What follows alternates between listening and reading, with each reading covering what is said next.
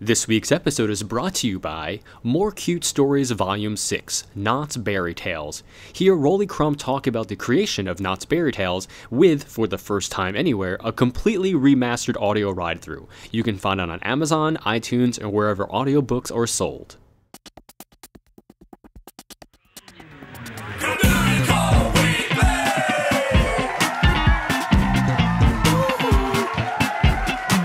Communicore Weekly. Come on and get geeky. We bob around boats and five-legged goats. Communicore Weekly. You might get some freaking. You waited all week. I'm sure you already know that it's the greatest online show.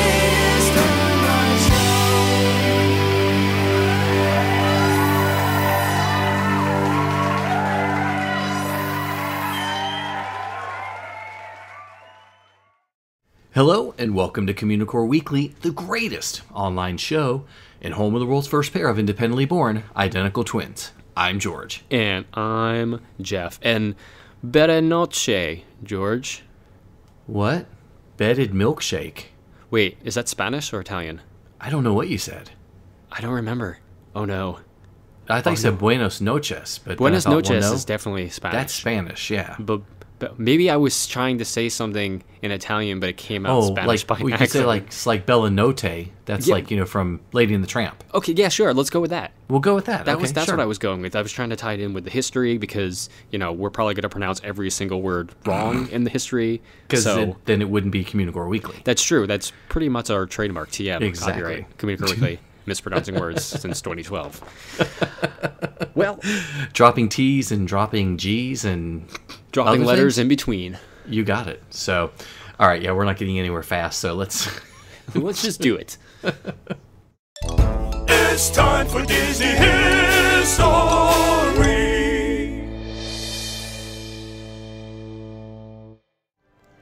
One of the most gorgeous pavilions in all of Epcot is Italy. And with so many beautiful locations scattered around the actual country, such as Rome, Milan, Naples, Florence, and more, Imagineers really had a wealth of inspiration from which to draw. But they opted to base the pavilion on romantic Venice. Known as La Serenissima, the most serene, Venice has been a focal point for travelers for a very long time, from the merchants of times past to the tourists of today. So, Venice is a city dominated by water. Within its 212 square miles are 117 islands, all united through a series of bridges and the famous canals of Venice. Epcot's Imagineers utilized the World Showcase Lagoon to allude to Venice's maritime environment, creating the Isola del Lago, or the Isle of the Lake, complete with bridges, gondolas, and the barbershop-like mooring posts seen throughout the city. Italian towns and villages center on the piazza, or the public square. The Italy Pavilion's piazza is based on Piazza San Marco, or St. Mark's Square. Named for the Basilian San Marco, my bad, which could be found on the east side of the piazza, the square in Venice was constructed in the 9th century as a small grassy area adjoining St. Mark's Basilia with fruit trees and a canal called the Rio Battorio. The canal was filled in and the plaza extended in 1174 and then later paved in 1267, ultimately becoming a favorite area for Venetian merchants to ply their wares. So tourists who had traveled to Venice's piazza may note that Epcot's version is backwards. Had the piazza been portrayed as it actually stands in Venice, the buildings of the Italy Pavilion, coupled with the American Adventure Pavilion, would have created a very unbalanced silhouette. So Epcot's Imagineers opted to create a mirror image of St. Mark's Square. St. Mark the Evangelist, also known as St. Mark the Apostle, became the city's patron saint in the mid-19th century, when the remains of the saint were taken by Venetian merchants from his tomb in Alexandria, Egypt, to their homeland. And according to legend, their ship was about to be lost in a storm when the apparition of St. Mark appeared to the merchants, telling them to lower their sails and thus survive the tempest. Upon their safe return to Venice, St. Mark was elected as the city's new patron, replacing St. Theodore, Venice's original patron saint, which kind of sounds like the beginning plot of like a revenge flick for some reason. Yeah, I was like, how sad is that to no longer be a patron saint of a city? Yeah, it's weird, right? And can't you have like more than one, maybe? Who knows? I He's don't just know. collecting cities left and right. That's what I do. Okay, so both of these saints are honored both in Venice and in the Italy Pavilion. Just as in St. Mark's Square in Venice, the pavilion boasts 2 tall columns. Originally, 3 columns were to be transported to Venice from the Lebanese city of Tyre in 1125, but one was lost at sea. Coincidentally, the 2 remaining columns displayed statues honoring the city's 2 patron saints. The Statue of a Lion sits proudly atop one column, and the lion is not only the symbol of Venice, but also its patron, St. Mark. The winged lion can be found on buildings and structures throughout the city of Venice, with his paw on an open book bearing the Latin words Pax tibi Mars Evangelista Minius. And even though I badly butchered that, it's supposed to mean, peace be with you, Mark my evangelist. The second column supports a statue of San Teodoro, or Saint Theodore, the original patron saint of the city, the city itself. So Saint Theodore was a 4th century Roman soldier who, as a devout Christian, refused to worship or offer sacrifices to the Roman gods, and also set fire to a temple dedicated to the goddess Cybele. He was captured, imprisoned, and martyred for his beliefs. And images of Saint Theodore typically show him conquering a dragon or a crocodile, just like it occurs in both Venice and the Italy Pavilion. This symbolizes Saint Theodore achieving victory over evil. Like the Piazza in Venice, a focal point of the Italy Pavilion is the Palazzo Ducale, or Doge's Palace. The Doge was the leader of the Venetian Republic, and not that funny dog meme that you see on the internet these days. That's so many memes, so many saints. Yeah, much Italy, so pizza. Yeah. Okay. He was elected from Venice's nobility and held the position until his death. The position was created in the 7th century and lasted until 1797, when Ludovico Manin abdicated the position after Venice was conquered by Napoleon. The Doge's Palace, which was replicated in very intricate detail for the Italy Pavilion, was built between 1340 and 1565. Besides serving as the Doge's residence, the Doge's Palace also acted as a center of political activity for the Venetian Republic. The real palace, as a government building, actually dates far back, as the 9th century, but nothing remains from that original structure. After Venice fell to Napoleon's army, the palace was utilized for government offices. In 1932, the palace was placed into the charge of Venice's city council to be maintained as a public museum, and in 1996, it became part of the Civic Museums of Venice. One other landmark of St. Mark's Square found its place in the Italy Pavilion through, even though it's at 1/5 of its actual height of 323 feet tall, and that's the Campanile Bell Clock Tower. Now, the original campanile was erected in the 9th century and has survived a number of reconstructions, the last of which was in the early 20th century. And it was rebuilt throughout the 12th and 14th centuries, then once again renovated in the early 1500s after it was completely destroyed by an earthquake. It was then that the campanile took its present form and was topped with a golden angel. The campanile collapsed completely in July 1902. While repairing mortar on the tower, workmen discovered significant cracking in the structure. Not long after, the entire campanile crumbled, but was rebuilt and reopened in 1912. So Epcot's version of it is a painstakingly accurate replica of the Venetian structure, even to the gold leaf painted angel serenely overlooking the pavilion. Incidentally, back in Venice, the 5 bells of the campanile once served specific purposes: to signal each hour, as well as the beginning and ending of a workday to call senators and magistrates to the court at the Doge's Palace, and to even inform the public of execution of criminals. That doesn't happen at Epcot, though. That'd be weird. Yeah, the bells ring when it's time for your fast pass. Yeah, basically. Yeah, exactly. And though it's now largely part of history, the bells are still rung as a tourist attraction in Venice. So farther back in the pavilion, the fountain and statue are a popular location for photographs. Fountains are a common sight in the city squares of Venice, and Epcot's Fontana di Nettuno, or the Fountain of Neptune, the ancient Roman god of the sea, would be at home in any piazza in Italy. While not a copy of any particular work, the fountain is representative of the style of Gian Lorenzo Bernini, one of the most highly regarded sculptors of the 17th century, and who is often credited as having developed the Baroque style of sculpture. Fountains are among his most famous pieces, and his work include Barcaccia, the longboat, Fontana del Triton, the Triton Fountain, and Fontana di Quattro Fiummi, the Fountain of the Four Rivers. Rivers, I'm sorry. The Barracacia in 1629 was commissioned by Pope Urban VIII in honor of the restoration of the one of the aqueducts providing Rome with clean drinking water. And the Triton fountain was completed in 1643 for another of the Roman aqueducts, the Aquia Felice. And the Fontana di Quattro Fiumi was commissioned by Pope Innocent X for his palace overlooking the Piazza Niava in Rome. So did Pope Urban, I guess, lived in the city? Sure. I guess. I'm so confused. I know, there were so many great memes that could have come out of that entire paragraph. Yes, there was. Exactly. Okay, so guests visiting the pavilion for shopping will discover a wealth of lovely wares with an Italian flair. In Il Bel Cristallo, guests will find crystal and porcelain pieces and Murano glass bottles and beads. La Bottega Italiana offers ornate decorative masks, kitchenware, and Italian food products, including chocolate and wine.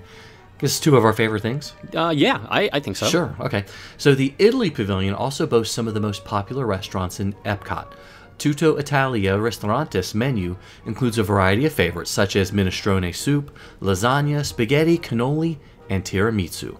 The cuisine of southern Italy can be found across the way at Via Napoli Ristorante Pizzeria, as well as a variety of authentic Neapolitan wood-fired pizzas, both on the menu and made to order.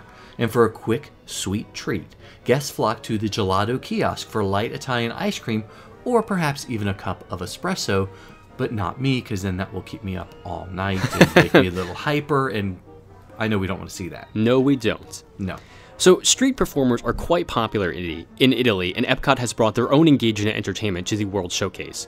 Part mime, part juggler, and part clown, Sergio has long delighted guests with his thrilling antics, often drawing his audience into the act. And also, the Italy Pavilion has introduced one of Epcot's newest performance experiences recently, called the Shandoristora di Sanseriscorapo. I don't know. I totally butchered that. I'm sorry. But it's an ensemble made up of 2 drummers, 3 trumpet players, and 4 flag twirlers. And it's based on both old and relatively newer traditions in Italy. Man, maybe they should run these names by us before they approve they use them. So it's going to be so hard for us to do these histories if the words are so... Anyway, so during the Middle Ages, flag bearers were an essential part of armies, leading the men to war while carrying flags that were used to signal the soldiers. These flags contained blades, thus being used for battle, as well as for symbolizing their troops. When not engaged in fighting, the flag teams would work to hone their skills, and eventually they developed precision routines. In 1953, the Società di Balistieri, a crossbow association in the Italian city of San Sepolcro, brought back the old tradition for their annual tournament, forming the Gruppo Spanditori San Sepolcro, consisting of drums, trumpets, and twirlers using hand-painted flags. Since then, the evening of every second Saturday in September is devoted to the Giochi de Bandiera, or the flag games. So this group whose name I so brutally butchered, they actually started their performances in October 2014 in Epcot. And the ensemble follows their format with intricate flag spinning routines accompanied by trumpets and drums in the center of the pavilion. And like Sergio, they perform several times throughout the day. So the Italy Pavilion is always at the forefront of Epcot's special events throughout the year. Autunno, or autumn, brings the Food and Wine Festival, and Italy's booth is a perennial favorite with savory pastas and sparkling prosecco. With Inverno, or winter, comes Natalia, Christmas, and La Befania, the Good Christmas Witch, and they regale younger guests with her tales of leaving gifts for well-behaved children on the eve of Epiphany. As Primavera, spring, arrives, so does the International Flower and Garden Festival, and guests can expect to see topiaries of Lady and the Tramp gracing the Italy Pavilion for the duration of the festival. But we didn't talk about summer. I guess that just brings sweat. Yeah, pretty much. That's all they have there in Italy.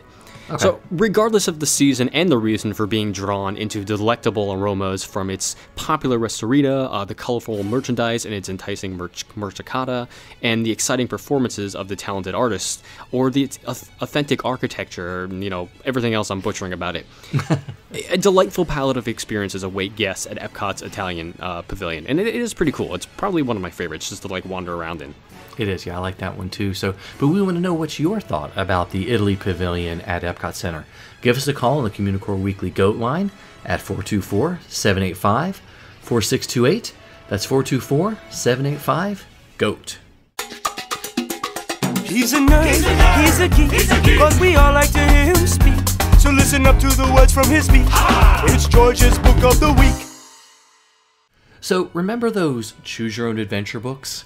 Well, imagine one that sort of mixes a little bit of Doctor Who, just a little bit, and the world of Tim Burton's Alice in Wonderland. So the book we're talking about this week is actually subtitled An Unpossible Adventure with over 25 endings. And with the release of the latest Wonderland film, we were wondering if this is a book that you should pick up. You know, to be honest, I wasn't the biggest fan of the first Tim Burton-helmed Alice film, and rumor has it that the new one isn't any better, honestly, but I am a sucker for Choose Your Own Adventure books, so count me on board for this gimmick. And to go even further, you even had 4 different stories to check out in this book, each offering their own take on the new film. Yeah, so you can choose to be Alice, Johnny Depp, the White Queen, or the red-headed one. You know, the one that's in every single Tim Burton film ever. That's right. So, yeah, that's it. So basically, you just pick one of the characters and you start the story. You follow that character's storyline, and you get to make a choice several times based on a plot point. And if you make the incorrect choice, you don't die. You know, it's not that bad. But then you have to go back to the beginning. So it sort of could be like dying? Maybe? Reset button? Yeah, and there's also something that's pretty unique about this title and the choices itself. Yeah, my issue is that when you make a choice, you expect to go on this like grand alternate path than what the movie followed. But instead, you basically just reach a dead end and you have to go back. So it's not really a choose your own adventure in my book. It's you pick the right choice or you're wrong and the story ends. I don't know. It's like listening to Communicore Weekly. Yes, basically. Exactly. But you chose to listen, so that's on you guys. Well, we chose to make... Anyway, so what I was really talking about was that you actually had to turn the book upside down occasionally to read it. Oh, okay, that too. Yeah, that's another thing that they did. So obviously, the book is written and designed for tweens and teens that have a very heavy interest in the film. And I do agree with Jeff that the choices were way too limited, but they were sticking to the storyline for the film. I guess they had to. And I think I like this storyline better than the first film, but I really can't say until I see the movie, which probably won't happen until it's released on Blu-ray. You know, that said, I liked all the side stories better than the actual main Alice story. Exploring the other characters and their lives, even with the very limited choices you were given, was insanely more interesting than anything Alice was doing. Yeah, and insane's a good word. Yes. But if you do read Alice first, then you're going to know most of the choices that need to be made for the other characters. Spoilers. Exactly. So start with one of the other 3 first. Getting an insight, though, into the Hatter and the White and Red Queen was fairly interesting and could make the movie, I think, much more palatable. Maybe. Yeah, but overall, if you're in that age bracket that the book is aimed at and you like choosing your own adventure, then this will probably be a good book for you. But if you're us, then maybe pass on it for now and, let your kids read it instead. Let them tell you about it. Exactly. So this week's book was Alice Through the Looking Glass, A Matter of Time. You don't know what you know till we know you. You just don't know. Here's one little fact we bet you didn't. One little fact we bet you didn't know.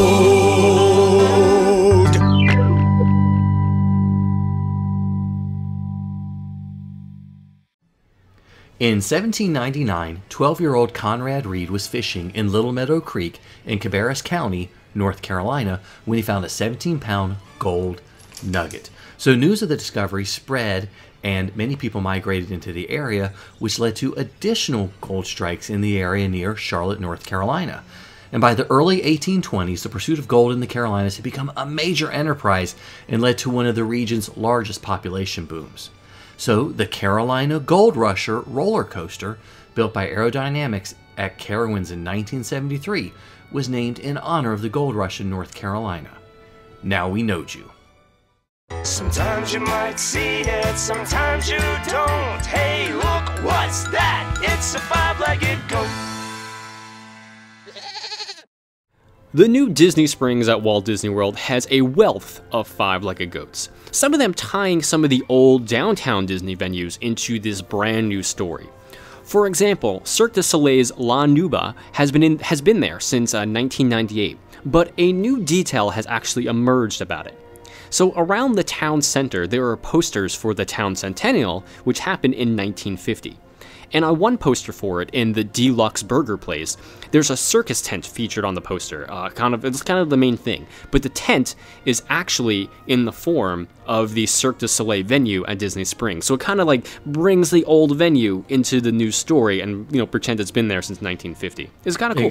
Yeah, exactly. I have to admit, I am super impressed with all the Disney Springs stuff. It looks pretty neat, the stuff's coming out of it. Looks really good, so I can't wait until we make our crowdfunded trip down there? Yes, that. Maybe, or something? Wow. But just to Disney Springs, nowhere else. Just to Disney Springs, and that's all we're going to do. And by crowdfunded, we mean you give us money so we can buy things. Exactly. That's all we need, actually. Yep. I was going to have a segue about the deluxe prize this week, but I sort of ruined that talking about just going down there. So, yeah. Hey, that means it's time for the Year of a Million or So limited time cadets. Hooray! Yay. George, how do people enter this contest? They enter it by emailing communicoreweekly@gmail.com with their name, address, and birthday. I was going to say phone number. Phone number? They can give us their phone number too. They give us their phone number. We'll just prank call them, won't we? That's fine. We can do that. Yeah, we want to do that. So name, address, and phone number to communicoreweekly@gmail.com. And you too can be part of our weekly prize giveaway. Hooray! And this is your week. This is a Communicore Weekly prize pack, right? It is. Okay. So, this week's winner of the CW prize pack is Christian S. from El Paso, Texas. Yay! Hooray! I wonder if they make good salsa in El Paso. I hear the stars at night are big and bright. Deep in the heart of Texas? Deep in the heart of El Paso, Texas. Indeed. Oh, I should have added that. But okay. you know, Donnie, I'm a blogger, not a rebel. Or something like that.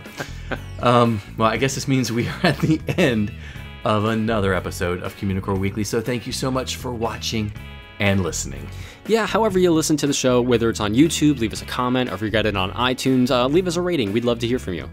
You can always email us at communicoreweekly@gmail.com just to say hi or enter our weekly contest. And you can also like us at facebook.com/Communicore Weekly, where we're always posting stuff during the week. Yeah, and follow us on Twitter, Instagram, and Periscope, because you never know when we're going to be live somewhere. I'm always at Imaginerding, and he's always at Jeff Heinbach. And feel free to give us a call on the Communicore Weekly Goat line at 424-785-4628.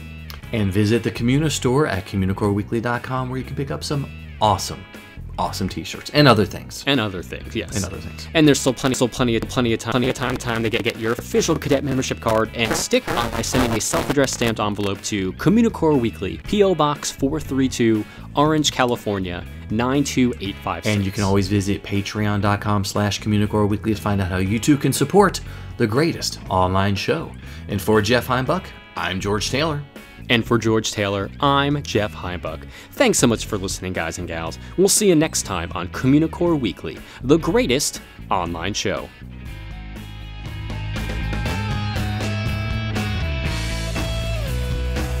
Sheep.